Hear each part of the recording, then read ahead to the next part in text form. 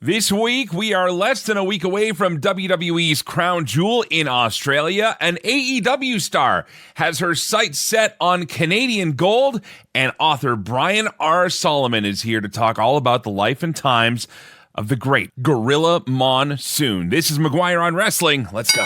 Ladies and gentlemen, welcome to McGuire on Wrestling. Allow me to reintroduce myself. With Mike McGuire. Stand up, son. Let me take a good look at you. This guy's a serious professional. You know what I want to talk about? Yeah. Well, the professional wrestling. Do I have your attention now? Done shilling. I'm done shilling, okay? Let's get this show on the road. I love professional wrestling. We've got a packed show for you today. Another edition of our new segment, Have Your Say, is going to be featuring a guy from Toronto I met almost 3 years ago to the day, as a matter of fact. He's a wrestling fan. He's also a touring stand-up comic. And he's also a member of the Celebrate Wrestling family. Ernie Vicente joins us on the show today. Also, Brian R. Solomon. I didn't call him Brian R. Solomon when we actually had the interview. I don't know. It just feels weird when you call somebody by their middle initial as you're actually talking to them. But either way, he's here, and we had a fantastic conversation about his new book, Irresistible Force, The Life and Times of Gorilla Monsoon. So we're going to talk a little bit of classic wrestling and maybe some behind-the-scenes stuff from the WWE way back in the day, before Vince Jr. owned it, let alone TKO or anything like that. And you're going to hear some stories, but also some pretty cool facts about, if you're like me and you're my age, you grew up with Gorilla Monsoon mostly as the kind of gentle giant commentator, you know, the blue sunglasses, the funny little quips back and forth with him and Bobby Heenan or Jesse Ventura, guys like that. In fact, getting ready for today's show, I was just looking back for some old Gorilla-isms, because the book has a glossary of Gorilla-isms, you know, only things that Gorilla Monsoon would say or kind of explain. And so I went back and I watched some of WrestleMania 6 from Toronto, because A, it's one of my favorite WrestleManias, and B, Gorilla's just in prime form. Him and Bobby always get all the credit in the world, as they should. But him and Jesse Ventura always had a pretty good chemistry and flow as well. So we're going to talk to Brian all about that, and I hope you really enjoy the conversation. I know I did. I'm pretty sure Brian did. And looking forward to having Brian on again in the future if he's willing, because we just had a great talk about some historic times in pro wrestling. There's a few shows coming up I want to let you know that I'm going to be at. Hope to see you at as well. Of course, October 17th, Dungeon Wrestling returns with WrestleWeen in the Victoria Pavilion in Calgary. Tickets are on sale for that now at dungeonwrestling.ca. Also, Pure Power Wrestling in Lethbridge, Alberta has a show coming up on October 25th. Tickets at purepowerwrestling.ca. And Canadian Wrestling's Elite going all across Western Canada again. They're doing an Eastern Canada leg right now, but in November, they'll be coming through. They've got their big Rumble to Remember, which comes up in November as well. I am not part of it. Somebody asked if I was. No, I will not be doing any rumbling of any kind. However, I will be at their Medicine Hat show coming up in November. And for all the details, you can find it at our Celebrate Wrestling Facebook page. I invite you to join there. We'll talk about other ways you can support the show in just a bit, but we got a lot to get to today. So let's start with some of the biggest stories of the week. We call it The Five. You want to hear the breaking news? Well, this Friday and Saturday are going to be a weird weekend to watch wrestling, because you're actually going to have a chance to start your day watching a WWE PLE on Saturday and then continue with your life if you're here on the North American side of the world, because in a rare twist for us Canadians and North Americans in general, the show actually starts at 8 a.m. Eastern time. So if you're in Alberta, where I'm at, that's 6 a.m. If you're in BC, that's 5 a.m. You might just wake up and watch it later on the Netflix. Now, of course, in the U.S., it's going to be streaming on ESPN. And as of production of today's show, here are the 4 matches we know of for sure. For the Men's Crown Jewel Championship, Cody Rhodes, SmackDown's undisputed WWE champion, faces Raw's World Heavyweight Champion in Seth freaking Rollins. Stephanie Vaquer from Raw, and being the world champion there, takes on Tiffany Stratton from SmackDown as WWE champion for the Women's Crown Jewel Championship. Rhea Ripley and Io Sky tag against Asuka and Kairi Sane. And John Cena in one of his final matches and appearances, will face AJ Styles in a one-on-one match. There's likely to be at least one or two more matches added to this week, so we'll see what shakes down before Saturday morning.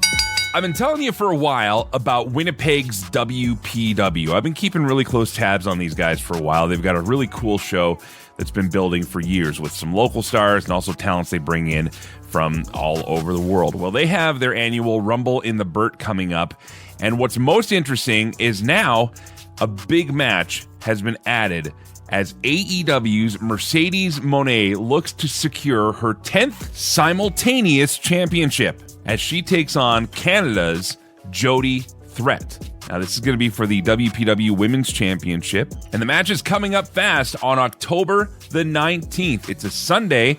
Tickets are at Ticketmaster, and it takes place at the Burton Cummings Theater in Winnipeg. Now, this could be a record-setting or at least record-tying event. We'll tell you why with Dave Meltzer from the Wrestling Observer coming up in just a few minutes. Well, as you probably heard this week, WWE and TKO announced the ticket packages for John Cena's last match at Saturday night's main event in Washington, D.C. The event is taking place December the 13th, and right now, all that's up for grabs are tickets by way of VIP packages. So, if you have the cash and want to take part in this event, make sure you have a ticket now. It starts at $1,850 per person, and that includes a pre-show hospitality event with appearances by John Cena and WWE stars, as well as a John Cena gift bag and memorabilia display access. What that means exactly, I'm not 100% sure. They haven't gone into more details on that yet. However, that only gets you lower or upper level seating. If you want to take it up a notch and get yourself a suite, then you can get a suite seat for $3,000 each. That includes your food and beverage for the night. You also get access to that event. By the way, those events, the hospitality events, don't include meet and greets. Okay, if you want to go to that level, then you have to go up to what they call the championship package, which is a mere $8,500 US per person. That gets you a ringside photo opportunity. You get a chance to meet John Cena and get a photo opportunity. You also get tickets to The Undertaker's podcast, 6 Feet Under, and a few other features as well. $8,500 US per person. Man, it must be nice to be living that life. Like most Canadians, though, I'll be watching it for free on YouTube because I can't see me ever having that kind of money to drop on this. The night before that show is AEW's Wrestle Dream, whose card is starting to fill up. We have the AEW Women's Championship being defended by Chris Statlander against timeless Toni Storm. The World Championship sees Hangman Adam Page defending against Samoa Joe, and Darby Allin will face Jon Moxley in what I'm sure will be a perfectly reasonable and highly technical I Quit match. Of course, AEW has a bunch of character development going on right now with a bunch of character turns and maybe even a reunion of the Acclaimed. We'll talk more with Dave about that show as well. And hot off of hosting Saturday Night Live this past weekend and being announced to be the halftime star for the Super Bowl, Bad Bunny reportedly has the itch to get back into a wrestling ring. Damian Priest was doing interviews and mentioned that Bad Bunny has, quote, got the itch to return to a WWE ring. What that means? Nobody knows, obviously, but given his performance at Backlash in Puerto Rico about a year and a half ago, who knows what could be in store for the Grammy award-winning star. Still to come on the show, we will talk to the Wrestling Observer's Dave Meltzer about some of the events happening in wrestling this past week. And Brian R. Solomon, former magazine writer and author for WWE, joins us to talk all about his new book, and it is a great one, called Irresistible Force, The Life and Times of Gorilla Monsoon. This is McGuire on Wrestling. The alternate commentary table, ACT, brought to you by the Celebrate Wrestling podcast feed. Listen, it's Mitch, it's Dimitri. We got this little pod thing that we do every single week where we talk about the week in wrestling and the way in which we do it from the other side of the railing. Right, Mitch? I like that. We're coming at it because we love it. We hate it. The alternate commentary table, ACT. Download it anywhere where you're getting your podcasts. Welcome back to McGuire on Wrestling. Well, I definitely want to focus on getting more of your voices on the show, and this week I was very excited to do that with a guy who you'll discover I met by chance years ago, and he just happened to be touring through my area. He lives in Toronto, but has been across Canada and around the world, as you'll hear. This is another edition of McGuire on Wrestling's Have Your Say with Ernie Vicente. When I first met this guy, it was when I had shown up to Toronto for the first AEW Canada tapings, and that was Dynamite and Rampage at the Coca-Cola Stadium, right? Or Coliseum. Yeah, Coca-Cola something. Stops me out there, says, man, I listen to you all the time. I was blown away because the last thing I was expecting was to come all the way out to Toronto and have somebody actually stop me and say hello from recognizing me from doing the wrestling radio show. But Ernie Vicente, it's great to see you again, pal. Oh my God, thank you. I love your show. You know what I mean? I follow you guys ever since like Sunday night's main event. Keep it going, guys. I love you guys. You're doing stand-up here in Lethbridge tonight, so you told me you're coming. I was like, dude, I will be there because, again, you've been just a great guy to know. And it's funny, I've kind of seen you develop, because that was already like 3-4 years ago now, something like that. And I've seen you developing with this stand-up comedy, and you're touring everywhere. So we had Al Snow on the show last week talking about how there's so many comparisons between wrestling and comedy. You hear a lot of stories about wrestling. How many years have you been on the road doing comedy now? Well, I started in 2008, but I became like full-time like 10 years ago. Yeah. So it's exactly like wrestling, because you start off in like small gyms, you know, small clubs, and then you work your way to like big theaters and like eventually like a big arena. You know what I mean? It's great. And then there's spot shows along the way. Like, you know, you do hit the small towns and smaller markets and get to really try your wares. You know, it'd be comparable, I guess, like trying new moves, right? You're working out new jokes. Exactly. Yeah, we tour, and then we do. Sometimes like when you start out, sometimes there's like 5 people in the audience, but like we just love the craft, like wrestling. We don't do it just for the money. You know what I mean? The money's great, but like we just love making people laugh. It's the best. It's just like wrestling. We love they probably love like entertaining the fans. Sticking to the wrestling conversation here, when did you start out as a fan, and what do you have as like your first wrestling memories? Oh my God, I was a kid because my grandpa, my Lolo, he loved wrestling, so he would always watch it. I remember I think my first event was like WrestleMania 5. Is that with the Mega Powers? Yeah, that was Hogan Savage. Yep. That was so good because I'm like, remember like they pushed Elizabeth down. I'm like, is she okay? Is this real? Because we're kids, right? We don't know, but like Hulk Hogan and Macho Man, larger than life. So like once after that, like I was hooked. Lust in his eyes, Hogan. Lust in your eyes. Oh, my God. You talk about wrestling in some of your stand-up. You will never, ever, ever be forgiven for what you've done to the Iron Man match at WrestleMania 12 for me. And I'll tell you right now, I'm not going to spoil the joke at all. You need to see Ernie Vicente do his set. But do you do a lot of wrestling stuff? I do it once in a while, but like, because Toronto, there's so many wrestling fans. And like, so because everyone knows who Shawn Michaels and Bret Hart obviously is, but especially because like I did those jokes because I knew Mike McGuire was in the audience. So that's ridiculous. Yeah, no. Even a couple years ago when like John and Wade, they were at a comedy bar, and then I was doing my like Rey Mysterio jokes and stuff. yeah. You know what's awesome about that though is that you told it in such a way that hardcore wrestling nerd Mike is going to know it, but you explained who Shawn Michaels and Bret Hart were perfectly to the people that didn't have a clue who they were here. So it's great to be able to communicate that in a different way, I suppose, as your fandom, right? Oh my God, yeah! I try to make it because like you like the joke. I'll post it up later, so just for Mike, and hopefully you can show Bret Hart, who's my actual favorite wrestler. In the joke, I was just lying just for comedic purposes. So Bret, you're the best, buddy. I love you. Good cover. And boy, when you talk about Shawn Michaels being your favorite wrestler in the joke, boy, is he ever your favorite wrestler. But what are you watching for wrestling these days? Are you watching as much? I mean, you're on the road a lot. What do you sit down and try and make time for? Honestly, my go-to is like, I never miss a show, was AEW Dynamite, because it's a very quick 2-hour show. You know, I always watch it on the road. But especially WWE in Canada, it's so much easier because like you watch like Netflix and stuff, so I can watch it like on the flight or, you know what I mean, whenever I have time. Who are you liking right now? Who's got your eyes like, you know, I can't wait to see them on my TV when they come on, or your iPad or your phone? Well, obviously it was like Swerve and like Ospreay, so I was like devastated when they're both not there. But like they have such a great roster that like anyone can step up. But I like every pay-per-view, I'm like, I want to watch the Swerve match or the Osprey match, you know? Do you think there's too much? I mean, you're a fan of the old shows back in the day where, you know, more is more was the famous slogan that guys like Jason Agnew and I've subscribed to as well. Like, sometimes more is just more. Do you think there's too much right now, or are you happy as a wrestling fan? Oh yeah, of course. Like the more wrestling, the better. As long as all these guys are getting work, it's fine.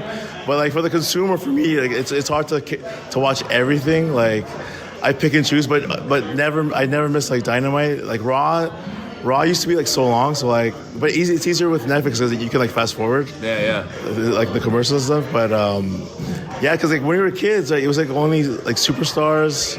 Oh, you get like 1 hour a week, maybe. Yeah. Yeah. Even like Raw, that's like 2 hours the whole week, which is great. But it's always good, you know, for the business that like there's more wrestling shows. Last question for Ernie Vicente again. People can find you on social media, find your stand-up, and if you see Ernie Vicente come into your town, go see his show. He's one of us, friends.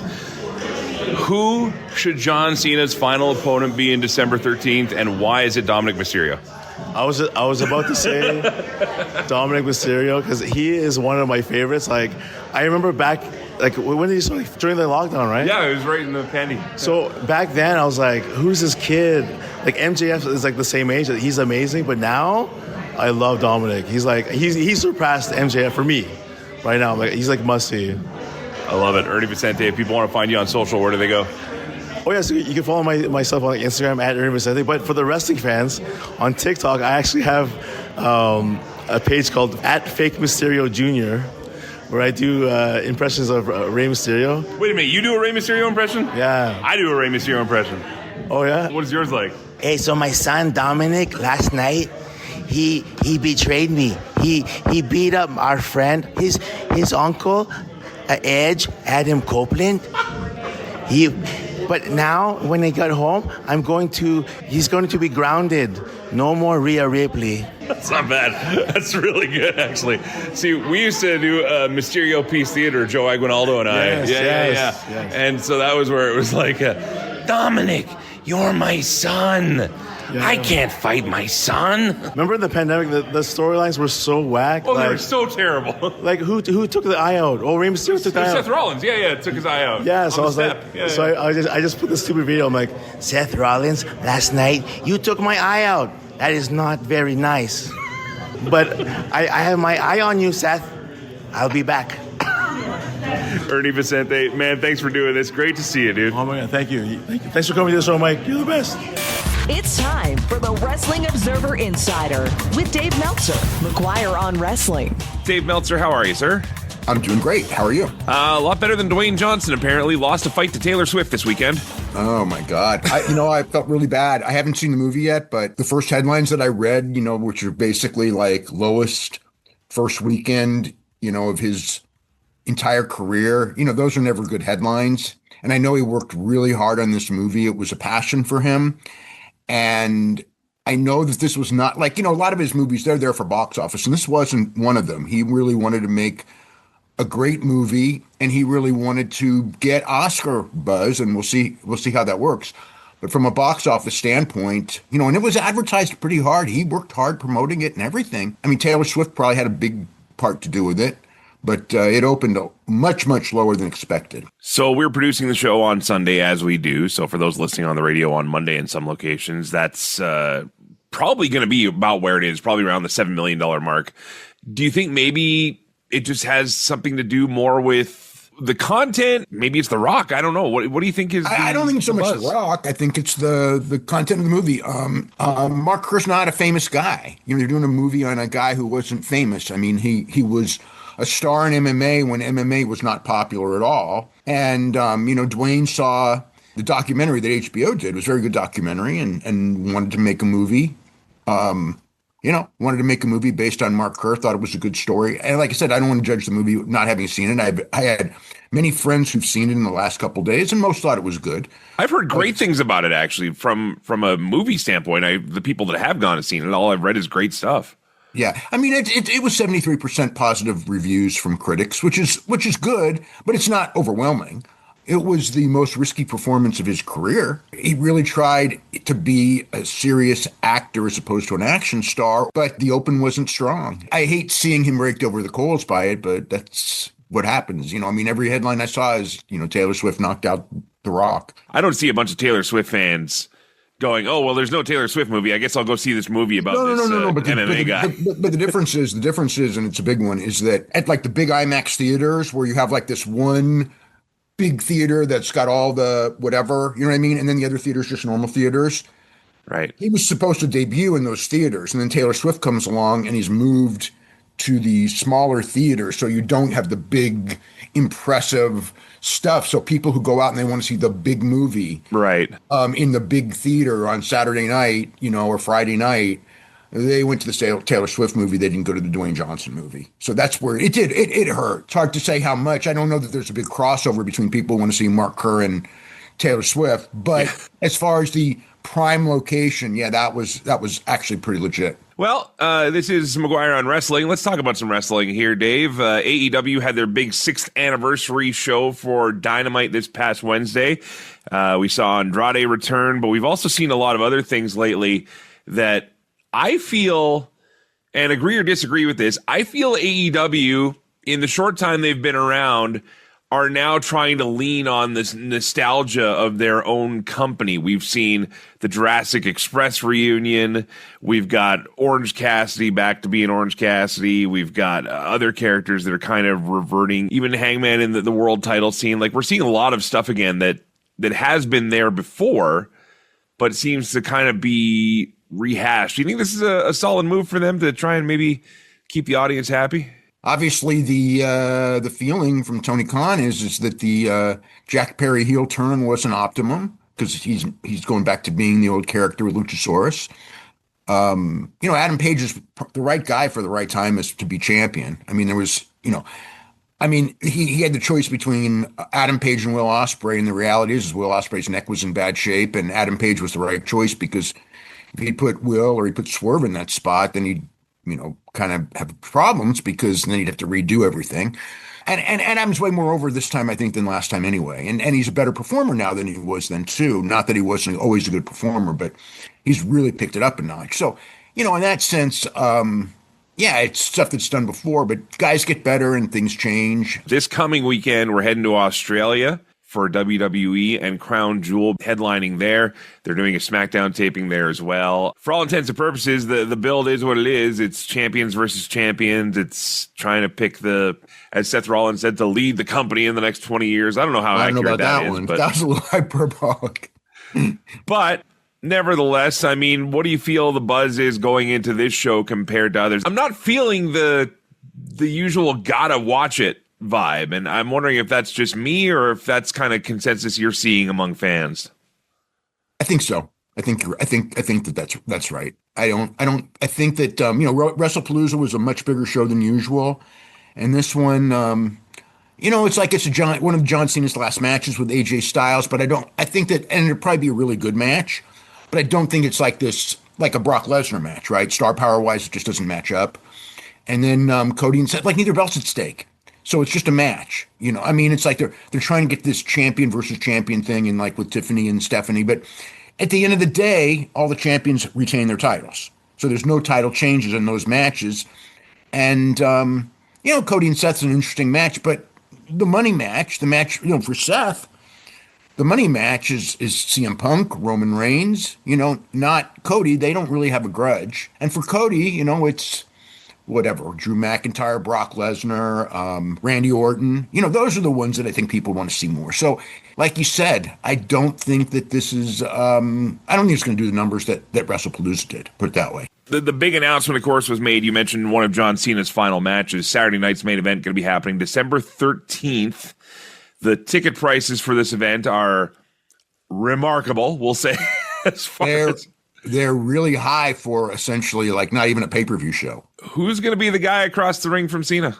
I don't know. That's a really good question. I don't think it's obvious. You know, I mean, it's like I was told not Brock, you know, who I thought it was going to be. Right. And, you know, so he's done Randy Orton. He's done CM Punk, done Cody Rhodes twice. Who do we got? Dwayne Johnson? I mean, I don't see Dwayne Johnson looking like he's getting, you know, Dwayne needs months to get ready for a match. I don't see him. That would be the biggest, but don't you think for Dwayne he would only do it at WrestleMania? Is there somebody that I'm missing? Because I've been thinking about this. It's like somebody I'm missing. Is there some angle that I'm missing here? You know, Well, I mean, all jokes aside, do I see this as being the last match guy? Probably not. I'd love to see Dom Mysterio get a run in there as one of these last ones, just because he's so over he could right lose. now. You know, Dom could lose to him, and it's fine. Sure, if you want to send Cena, off with a win. Dom's got heat, and it's a TV match. Although it's not, actually it's not even that, because it's a Peacock match in the United States, which is their main market. I mean, you take that Saturday main event off of NBC, and evidently they think it's big because look at the ticket price they're charging, and they'll get it. That's the one thing is when it comes to the big shows, they're getting the ticket prices. Gunther, yeah. Gunther might be, it's new, it's different. Good chance for a really good match. I mean, of all the names I've heard, that might be the best one if they don't go and change their mind and go with Lesnar. Well, especially if he puts him over too. If he puts Gunther over, that would be pretty cool to see. Yeah, and that'd be good. And he should. In that sense, he's the one leaving. Gunther's the one staying. It's a nice feather in Gunther's cap to have a win over Bill Goldberg and John Cena, in their retirements. The guy who retires legends. I kind of like that one right now. Yeah. I want to talk about the influence of bigger companies, bigger stars on smaller companies.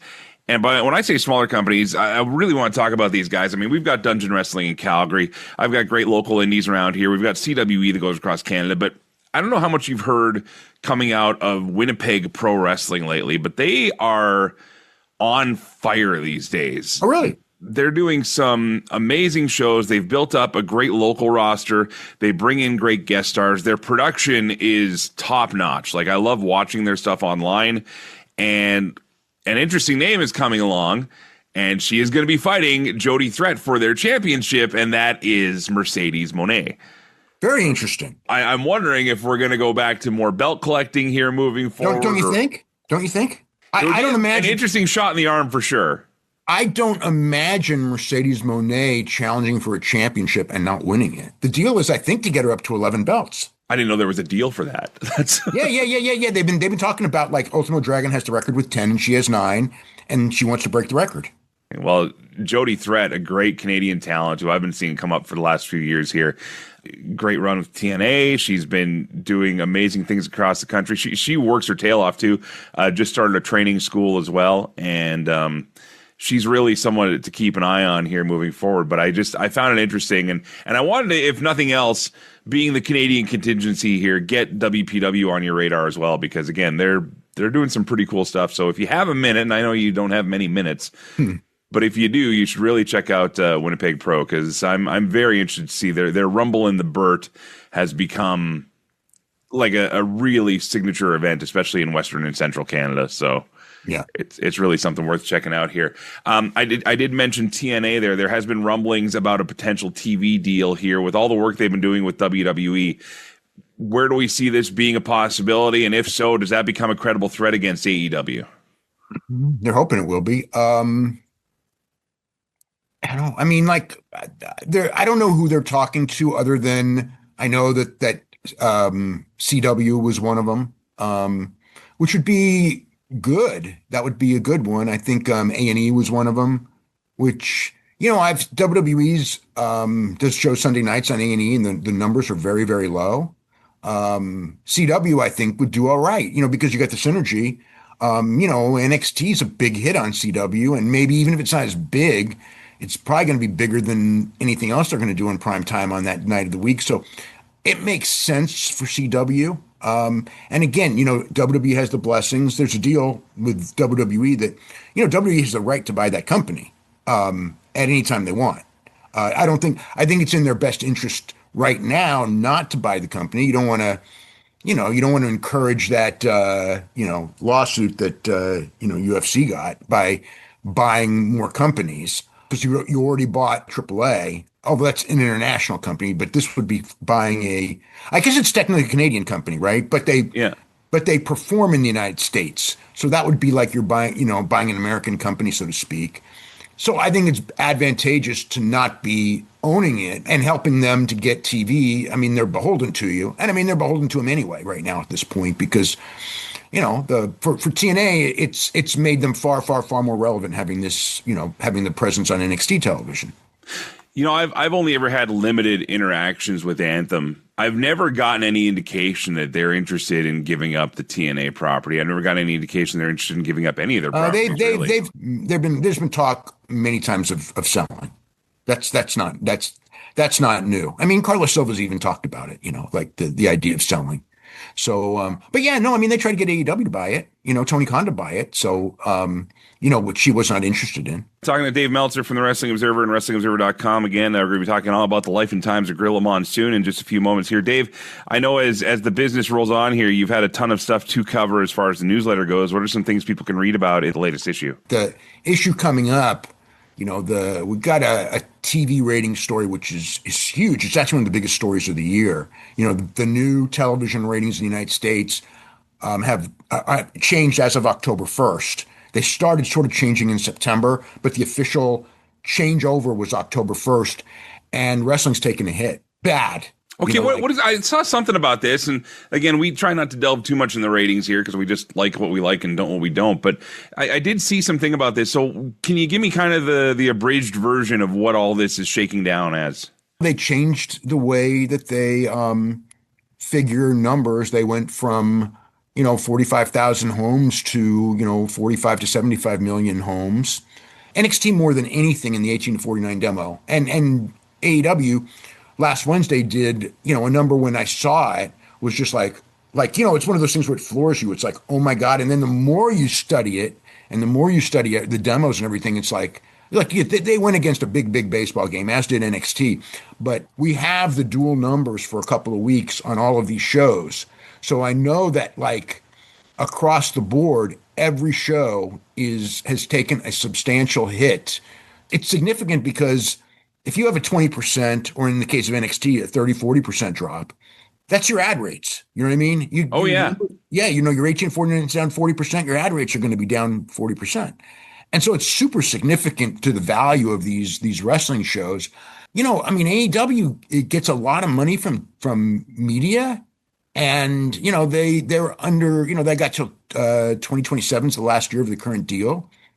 And how that's going to be viewed, I don't know. I mean, nothing until 2027 anyway, but it's a story it's a story so far. And how big.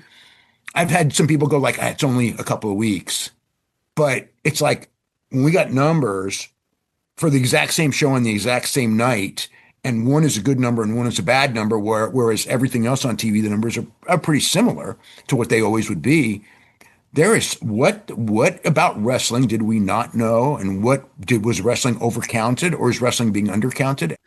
Well, it'll be interesting. I mean, I've been in rated markets for most of my career, and there's always a saying we've had when it comes to ratings that is, they're all BS unless you're number one. Yes.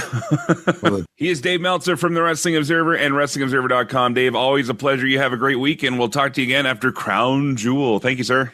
Okay, have a great week. Coming up next, if you're listening on the podcast, you're going to get the entire conversation. And if you're listening on the radio, you're going to get as much as we can cram in of our talk with Brian R. Solomon, author of the brand new book, Irresistible Force, The Life and Times of Gorilla Monsoon. This is a really special conversation. I can't wait for you to hear it. This is McGuire on Wrestling. Legends and Champions is your weekly fix to go old school, looking at the classic world of professional wrestling. From Hulk Hogan to the Hitman Bret Hart to the Icon Sting to the total package Lex Luger. We have it all each and every week on Legends and Champions, part of the Celebrate Wrestling Network. And it's available on a Wednesday with me, Andy Evans. See you there. Welcome back to McGuire on Wrestling.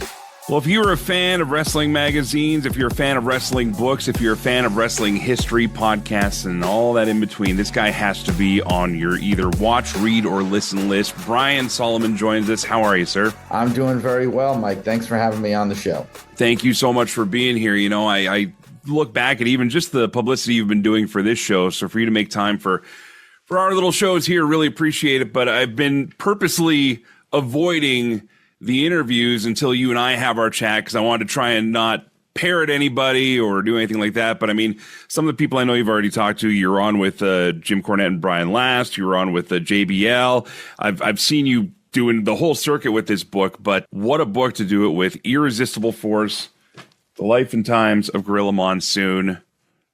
I was telling you before we got started, I'm like 80% through this thing because it was a lot bigger book than I was expecting.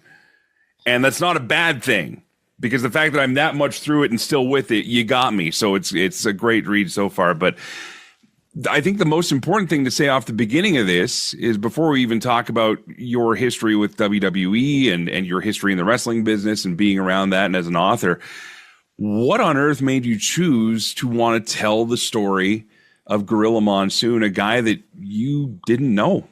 Yeah, that was part of it. I came to WWE or the WWF as it was then known, in February 2000. And he had passed away in October 99. And actually, I came in for my first interview 10 days after his funeral. So, and I knew that he had been coming into the TV studio right up to the very end. His last TV studio recording date was at the end of September of 99. Wow. So, there was this sense of that I had just missed out on meeting him. That I had this bucket list of people when I started working there. I said, and I met them all. I said, okay, I have a wish list of people in the wrestling business. And it was like Ric Flair, Bruno Sammartino, Freddie Blassie, Bret Hart. Like, these literally, that was my list. And I met them all. And I knew that Gorilla was going to be impossible now because of that. And I also, in recent years, it's really struck me how little WWE really does with him. There's never been a book like this. There's never been a documentary or anything like that. And so I thought it was way past due, considering how important he is to the history of that company. And we'll dive into that a bit. For those that don't know, Gorilla Monsoon passed my generation and maybe most of yours as well. I mean, I never knew Gorilla Monsoon, the wrestler, at all.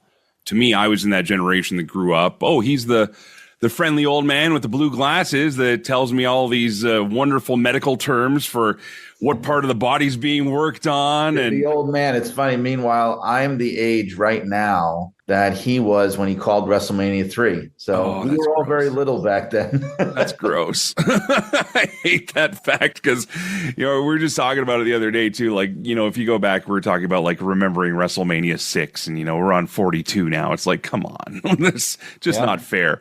But the Gorilla Monsoon that you talk about in this book, I mean, you don't talk about Gorilla Monsoon. You talk about Robert Morella, and you even go further back than just him. You actually literally get like the origin of the origin story, talking about his family migrating over, talking about the history and the decisions to try and find a new life, and then how he eventually became who he was, and obviously his size and whatnot drove him towards professional wrestling. But you could have probably, and not saying this to knock it, but this book probably could have been maybe 3/4 of the length it is had you not decided to go into all that history. But how important was it to you to include all that? Well, it's kind of a thing I do. I did the same thing with my Sheik book, Blood and Fire. I traced his family back to Syria, the old country. And part of it is, I'm kind of a ancestry.com person. I research my own family's history on there. I'm kind of obsessed with things like that, the origins of families. And, it was a theme in Blood and Fire, and I wanted it to be a theme in this one too, this idea of immigrant families coming here and to America, and within a generation or two, these bizarre kind of very unorthodox fulfillments of the American dream happen in very unexpected ways. So, and the thing about it too is that, I'm half Italian. I don't have the name, but on my mother's side, I'm half Sicilian, and that's really the family I grew up with and knew. So, to me, part of this book, and I mean this very much, was about reclaiming Gorilla Monsoon as an Italian American, because that's something that, was not really a huge part of his public persona. I mean, if you were watching closely, there's certain hints he dropped and things, you knew that he was probably Italian. But, because he had this Manchurian gimmick early in his career and he had the name that he had, he was never allowed to be that kind of ethnically Italian wrestler the way a lot of other wrestlers were of his time period. He was right in that clique with all those guys, Bruno Sammartino, Tony Marino, Dominic DeNucci, Baron Mikel Cicluna, all the Italian and Italian-American wrestlers, but he couldn't be publicly Italian-American. Mm-hmm. And so with this book, I took great pride in really putting that front and center in the narrative, just his ethnic background. I just thought that was something, that was important I wanted to accomplish with the book. And I got that sense too, and that was kind of the great thing about it. I had actually sent you a tweet too, even just getting through the introduction. I had already kind of gotten the feels when you talked about his relationship with Bobby Heenan, and we'll get there down the road here. But talking about his Italian heritage, you're absolutely right. I never put two and two together really until even putting this book in my hands and reading it. I knew the last name was Morella. I knew all that, but for some reason, being Gorilla Monsoon, being the larger-than-life wrestling character, being the commentator, and the presidents of the WWF, all this, you never leaned on that once, ever as I'll as tell a you a character. story. Every now and then, like I said, there would be a subtle hint that would be dropped. I'll never forget this. And this is probably what put it in my head as a kid. When I was little, I'm watching wrestling, not 12, 13 years old. And I've tried so hard to find this episode, and I don't know which one it was. It was an episode of Wrestling Challenge, and Monsoon and Heenan were calling the action. And they were doing that thing where they'd be superimposed against the green screen background of the crowd, And Monsoon is sitting there and he's eating lunch. And Bobby turns to him and he's like, what are you eating there, Gorilla? What do you have? A bunch of bananas, And Gorilla goes, no, I don't. I got a little scarole, a little mozzarella, a little provolone, a little supersat. And I'm listening to him and I'm going, because I'm a kid. I grew up in a very Sicilian household. And I'm going, oh, man, that's all the stuff we eat. That's all the stuff Grandma and Grandpa are always giving me and stuff. Like, is Gorilla Monsoon, and he's saying it all the right way. Is Gorilla Monsoon Italian? From that age, I had it in the back of my head, and I always wanted to have a platform to say, hey, everybody, Gorilla Monsoon was very Italian. And this book is my chance. Well, not only very Italian, but very, very well loved and respected all through his life. You take us through, growing up, obviously genetics kick in. He's this way larger than life human. Even going into high school, he's already, going over 6 foot, and he's becoming this massive human, literally. You also paint the story, though, of a pretty gentle giant for the most part. It seemed like, unless it would take a lot to cross Robert Morella, Gorilla Monsoon. Yeah, and that was the interesting part of that, because I talk about how he was kind of an enforcer. He was what they called a policeman back then, which was the guy who would sort of be the protection. He would make sure nobody touched the promoter, which would happen back then. He made sure that if someone needed to be straightened out in the ring, or if someone even just needed to be tested in the ring, he was a guy that did that stuff. And I said in the book how it was very telling how, I want to say, both respected and intimidating he was, that he was almost never tested. I mean, there aren't a lot of stories of him having to put people in line. I mean, there's a couple of times there's an incident that happened in the Chuck Webner, Andre the Giant boxing match. I don't know if you got to that part yet. I think if you're, I did. Yeah. There's that, there's the stuff with Brody, there's the stuff with Ole Anderson at the Techwood Studios, which is a very famous story, which I tried to break down, but not much happened there. And that would be the case a lot of the time. It would get to a certain point and then people would back down. Davey O'Hannon told me a couple of stories. One of them are in the book about him kind of stretching these jokers that would show up at the locker room and wanted to, humiliate all the wrestlers in the ring. There were things like that, but he wasn't one of these guys that people really pushed him to that limit, because it would be just very foolish to do that. If you're just tuning in, we're talking to Brian R. Solomon, again, the author of the brand new Gorilla Monsoon book, which is available now. Irresistible Force is what it's called. And Brian, you just mentioned talking to a few people here. To give you a quick piece of my relationship with pro wrestling to these days, I work with Bret Hart's sons and Bret himself with Dungeon Wrestling up in Calgary. So I've heard some great stories shared from Bret, but he's I won't say a big part of a chapter, but he's a part of a chapter in here when he's getting into the WWF and Gino kind of takes him under his arm and kind of helps him along the way. But I mean, that was just one example of a story of the guy behind the scenes. Before we even get to that point, though, like you said, he's the enforcer. He's the guy that, you wouldn't want to test. He's all these things, but he's also a guy that quickly becomes trusted very well by promoters, because he always seems to be a guy that they can turn to no matter what the job, no matter what the role is. They're like, put Gino in. Yeah. Yeah, that was partly why they cut him into the company. He had 25% of ownership, and they knew they could put him in situations like that. He was the youngest partner by far. I mean, Arnold Skolin was probably the closest in age to him, and he was about 12 years older than him. So he was vital, Mm-hmm. and he could do these things. And they would plug him into scenarios like that, like when they needed an extra referee for the title unification match between Harley Race and superstar Billy Graham down in Florida. They sent him down there because they knew that he was a good person to have eyes on that match, which they didn't have 100% control over because it's interpromotional. Or like I mentioned with the Chuck Webner, Andre the Giant thing, they had Gorilla as Andre's corner man clearly to make sure that nobody got out of line in that match and that Andre was protected.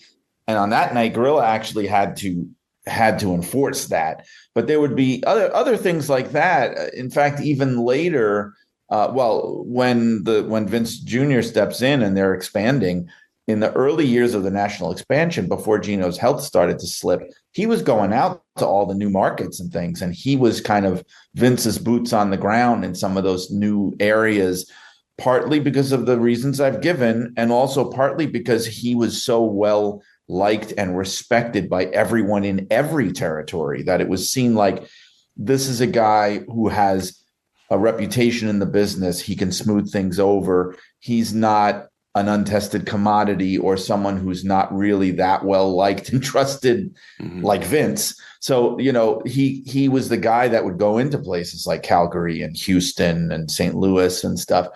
So this role he filled for both generations.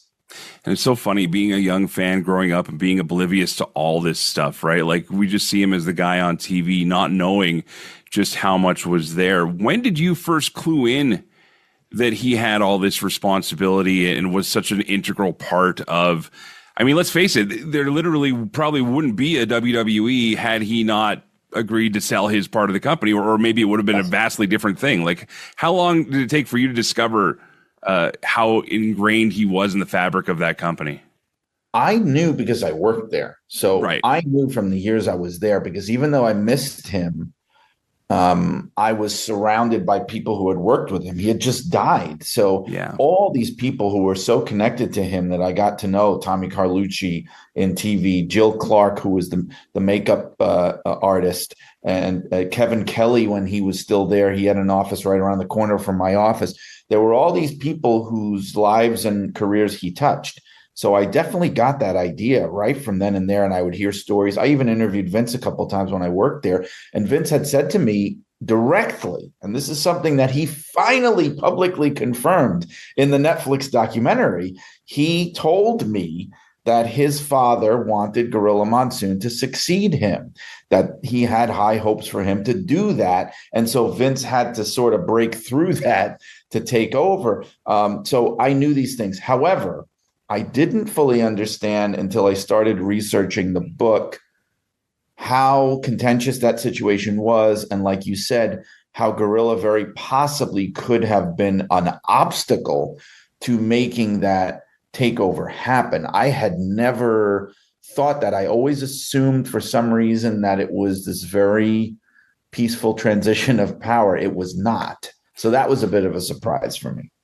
it also, for me, explained why you would always see these involvements of Gorilla Monsoon or Arnold Skaaland or all these names that were associated with the company before Vince Jr. took it over. And again, it's just like, it's kind of like watching a decoder ring just unveil the whole puzzle of the wrestling business from a WWE standpoint back then. Because again, you just mentioned some of the names of the people behind the scenes that you mentioned in the book as well.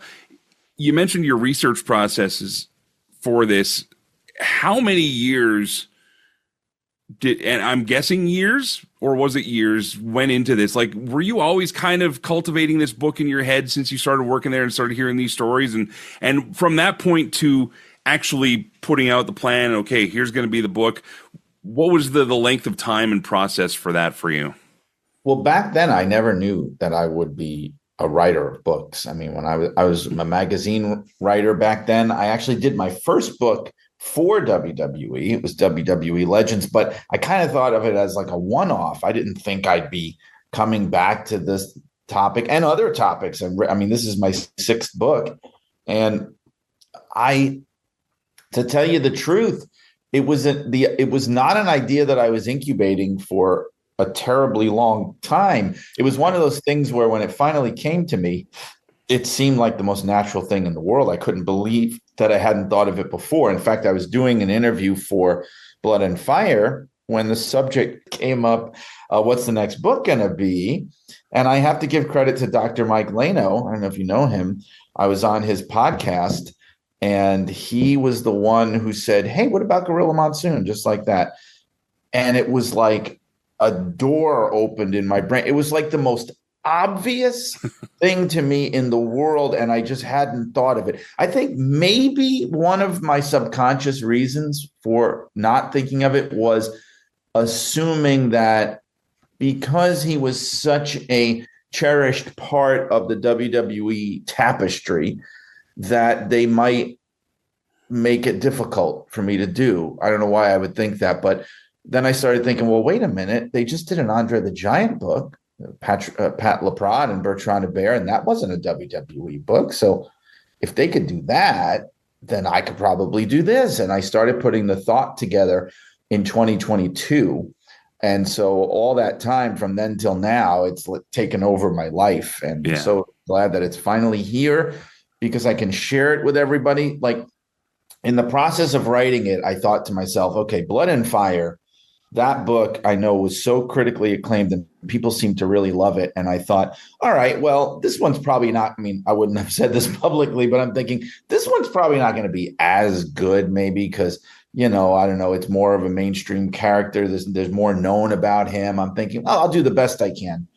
And, you know, about a third of the way into it, even, I'm thinking, oh my God, I think this might turn out even better. Like I really didn't expect that. I'm writing it going, this is a way more compelling story than I thought it was going to be going in. Not that I didn't think it would be compelling, but I thought like, okay, maybe everybody knows these things. And then I started going, no, man, this is like, I'm uncovering treasure here and I've got to do this the right way. And I really started getting more and more excited about it the more I continued to work on it. But as any author will tell you, you never know when it's in a vacuum. You have no idea if other people are going to feel that way, if it's going to connect to other people. There were very, very, very few people who saw it before it was officially printed. So I'm very excited just to see how the public, reacts to this book. Well, and again, like I said, you hooked me right off the start. And in your introduction, you talk about your first encounter with Bobby Heenan and just how that all went down. And I don't want to give away the story in the book, but I mean, you did a great job, I feel, of taking your personal experiences in your time with WWE or around these wrestling superstars and combining that with the facts that you've obviously spent a long time. And man, the quotes the stuff you pull. I mean, I know through Shut Up and Wrestle, you've got a great amount of contacts and friends as well.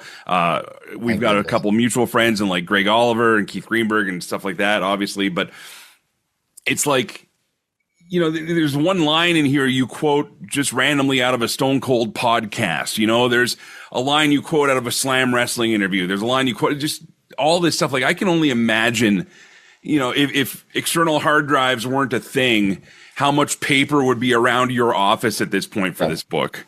Yes, and it's funny you say that because I'm kind of an old school guy, and I'm not saying that everything's on paper, but I'm 50 years old, and so I actually print out a lot of stuff just because I like to have it at arm's length right in front of me, and I could highlight stuff and circle things and all this. Otherwise, I'd have to be like Batman or something with 14 screens open in front of me, right? Or, opening and closing all these windows. For me, I can't speak for the young folks, but I like to have stuff spread out in front of me. So actually, even though of course, most of the things are online, if you had come down to my office during that period, you would think I was a maniac because there were papers on the floor spread out around my chair, papers on the desk. When my office is downstairs in the basement area where we have like a rec room and things. Mm-hmm. And if we had company coming over and people were using that room, I had to be like, look, I'm sorry, it looks like a crazy person lives down there, but I'm in the process of doing this, but I will be the first one to admit that I make these jobs a lot more complicated than they probably even need to be in terms of the thoroughness that I go for. The Sheik book was the same way, where if you break it down, I'm really almost breaking their lives down almost to a weekly level. Like, that's how granular I try to get. And again, I don't have to do that. I'm just compelled to do that. And it makes so much more work for me, no question about it. And trying to keep it all straight. That's the thing. Yeah. I don't know if you've ever written a book or tried, but the idea when you do all the research, right, you get it all and you go deep into it, and that's all you're doing at first, digging everything up. Like you said, the Kerwin Silfies interview on Steve Austin's show, all the stuff that Greg sent me from Slam Wrestling, all these things. All right, you go through all that, you get it all collated, you interview 30, 40 people, you transcribe all the interviews. Months and months later, now you have to sit there and, I would love to write a novel because I feel like then you could just flow. This is like backbreaking, painstaking, like every paragraph I'm thinking, oh, I got to look at this. I got to look at that interview. You have to cross-reference everything, right? Right. Like, every paragraph I'm thinking, oh my God, there was that great source. There's that website. I got to pull from that. And I'm outlining it all like, okay, check this, check that, check this. But it's not the kind of book where you could just sit there and just flow and write page after page. It's like carving out a sculpture, and it takes a really long time. You know what, though? I think you did manage to find a flow. And what I'm not saying it doesn't flow. Well, no. But hear me out here. What I'm saying is that you give a great synopsis of every chat. Well, I mean, every chapter is a synopsis. I get that. But you managed to find a way to make the story make sense with the information you're tossing in. It's almost like you give us the fact, then you give us the verification from source X, source Y. I just picture, like, with all your papers around, the bits of red yarn and the pins, going on the wall to make sure everybody's chipping in. That. Yeah. It's not far from that. Was there anyone specifically that you turned to on a repeated basis that maybe helped guide you along with some of this stuff, if you wanted to just make sure you got your facts right, or were you basically just self-auditing yourself over and over again? Well, Valerie, his daughter, and Gorilla's wife, Maureen, were priceless in that regard. I mean, while she was alive, I would call Maureen randomly and just say, hey, can you tell me what you remember about, when Gorilla when Gino went to Australia in 1968, and she rattled off these stories and memories. I mean, the ability to do that at random, just sitting here like I'm here, or I still constantly text Valerie all the time, and she always answers me right away. I confirm things with her. They were both really great. They were obviously the people I went back to the most, but there would be others that were, Gary Capetta was very close with him, and I would ask Gary a lot of things. Davey O'Hannon, like I said. Tommy Carlucci was another one. He was someone who worked in TV production who got very close to Gorilla. He was his driver for a while and his like kind of handler on the road. And those would be people that I would definitely be checking in on and double checking things with and their memories of things. Okay, I do want to talk about a couple quick stories here. If you're just joining us, we're talking to Brian R. Solomon, again, the author of Irresistible Force, The Life and Times of Gorilla Monsoon. Fantastic book, a very, very thorough book if you haven't gotten that vibe already from how we've been talking about it. Okay, I'm reading this, and I'm reading the story about Sylvester Stallone spotting Gorilla Monsoon. And did I read this right? Was he almost in the Thunderlips role, but not as Thunderlips, as something else? As something else, right? Yeah. So they had a different conception of what that scene was going to be like. So I think originally they were thinking, especially if they were considering Gino, the idea would be that he would be this big, burly bruiser type of wrestler. And you could just imagine like Stallone just bouncing off of him and he's not moving. You could almost envision the scene in your head. Like I think about, I know maybe a lot of people haven't seen this movie like me, but there's a scene in the Robin Williams movie Popeye where he boxes this gigantic fighter who's like immobile and can't be hurt. They were probably going to go for something like that, but and Gino actually went out to California because they were flying back, or I can't remember which way they were going. They were either going out to California for a family vacation or coming back. Mm-hmm. And Stallone was there because he was going to Philadelphia to work on Rocky III. And there were things going on about the movie that were happening there. And they got to talking, and Gino actually went out and auditioned. He came out to Hollywood at his daughter's prodding, he went out there. And I think in the end, what happened was like what we saw happen. They wanted to go a different direction. They wanted to have the big muscle bound Adonis type of wrestler. Superstar Billy Graham was considered, but he was not in the best of shape at that point. Let himself go, and it wound up being Hogan. But yeah, it could have very well been Gorilla Monsoon as the wrestler in Rocky III. That blew my mind when I read that because, if you look back, it's like, oh, it always would have been Hogan. It made all the sense in the world. Going back to the buyout when Vince McMahon Jr. takes over, you really do a great job of not only telling us about the details of the deal, but you also really give a vibe of the mood and how there's no maybe about it. I mean, Vince got a heck of a deal when he bought out the company from the other shareholders, including his dad. Yeah. Yet Gorilla managed to hold out to a degree.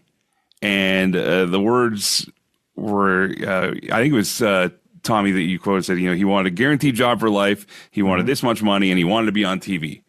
And we saw all those things from Gorilla Monsoon from that point on.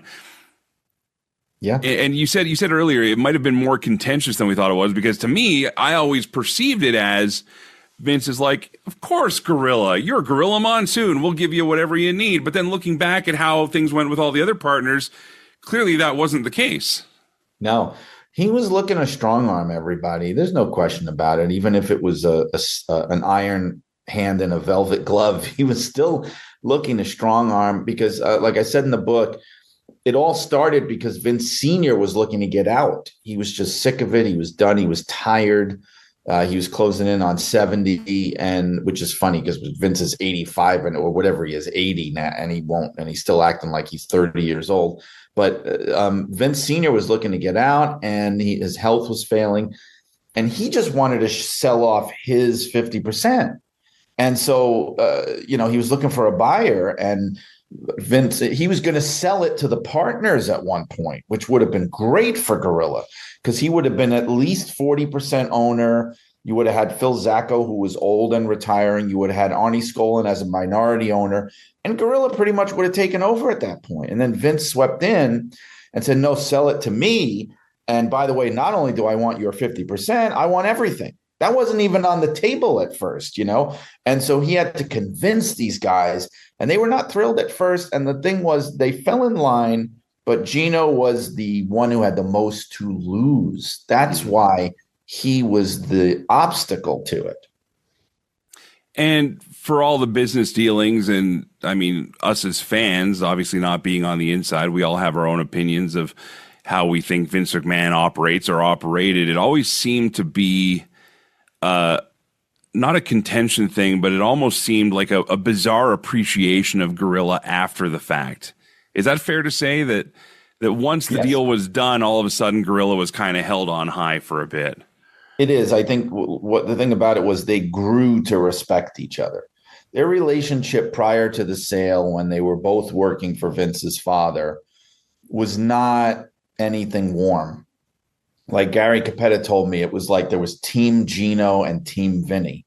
I mean, it really was like that. And in fact, that's why Gary feels like he got let go immediately after Vince took over, because he was like Gino's guy. And it was almost like sending a message. No, it's my time now. I'm going to put in Howard Finkel. He's my guy.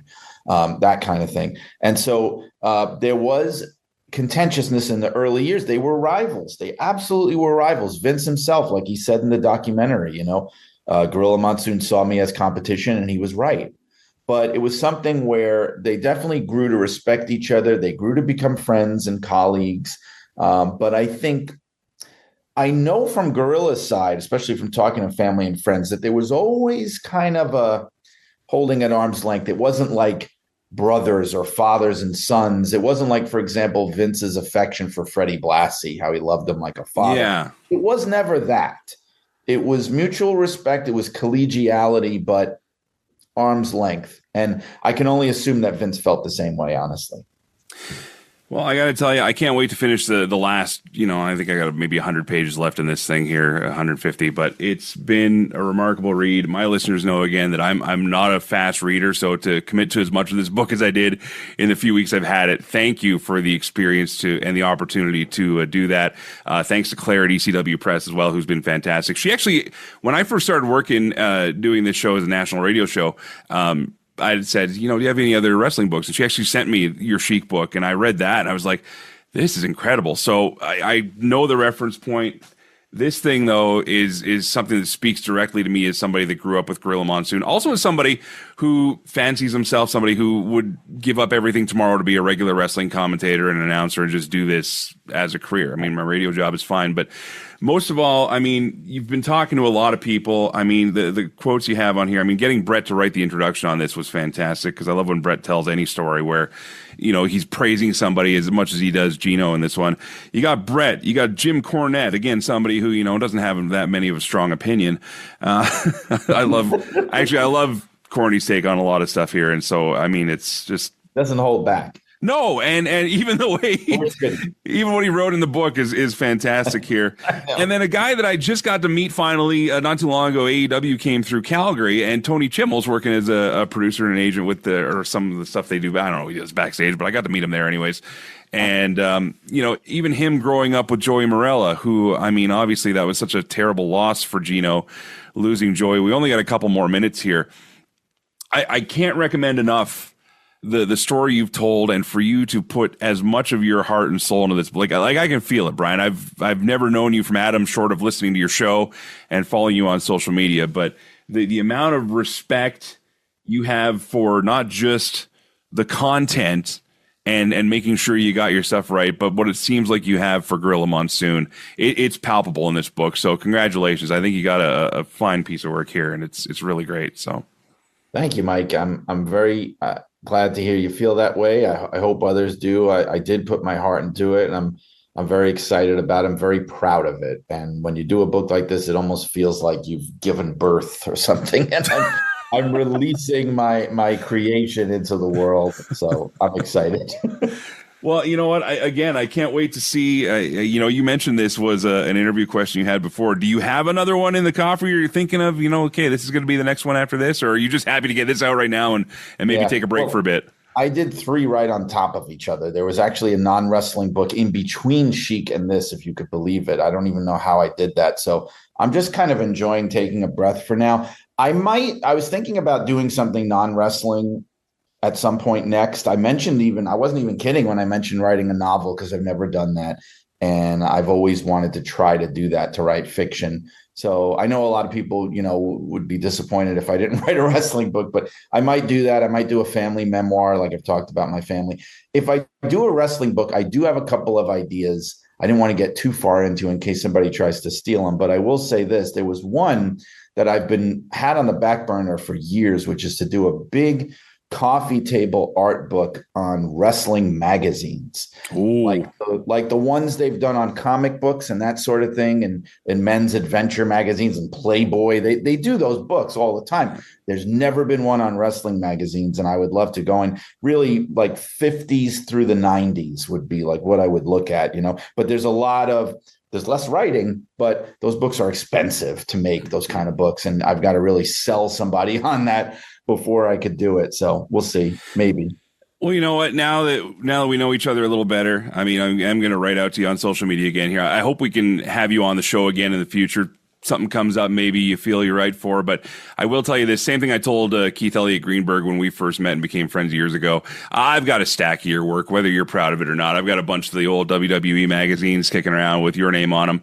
And one time, I would love to. I remember you made the post after his passing, but I didn't realize that you were the guy that was there for, like, love or hate the guy. But one of my most favorite Hulk Hogan moments was him sitting at his desk in his office with all those belts on, and that's your stuff. So I mean, like, it's, I would love to pick your brain some more, but for those listening right now, Brian R. Solomon, Irresistible Force, The Life and Times of Gorilla Monsoon, available through ECW Press, wherever you get your books. Again, I don't know how they make money. $30 Canadian for all this. Like, this is an amazing book.